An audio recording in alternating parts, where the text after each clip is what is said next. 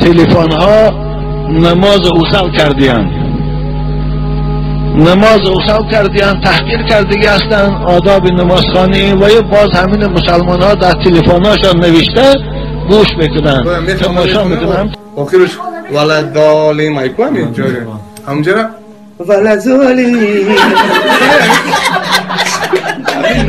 مسلمان نمیشود در پیش دستانه که 1206 یستگی لعین در صحنه نماز تحقیر کند و دیگران خواندن، یک عالم پیشوای دین تحقیر کند و دیگران خواندن. ادامو 1000 تماشابی والله کافر است.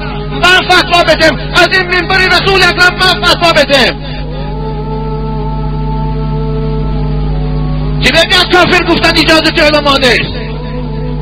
حکم اعدام برآوردن سود میتواند، پرقرار میتواند، چون حکم خدا رو عالم ها نمیتونن گفتن. این خنده ها فقط گریه دارد، این خنده ها فقط سوختن دارد، در آتش میسوزی.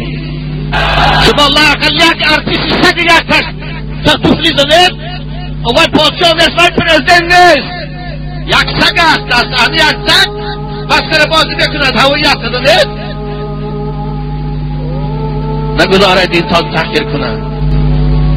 با در تلفن اینو می نویسید، تحقیر علماء ها رو در تلفن ها دا می نویسید، ما گوش میکنه، ما میخندید. ما باید شما رو دو دام میکنم، ما شما رو 3 و 8 دام کردم، شما خودتان 6 داشتین کافی ده.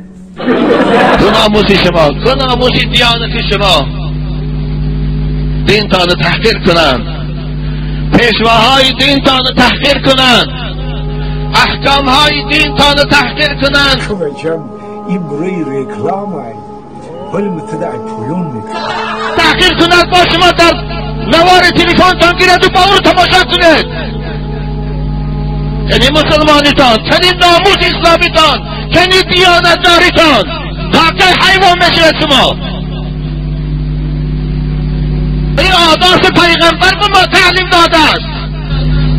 هم خندید و با هم در تلفناتان نویسید و گوش کنید. شرم باد برای این مسلمانی، شرم باد برای این نام مسلمانی.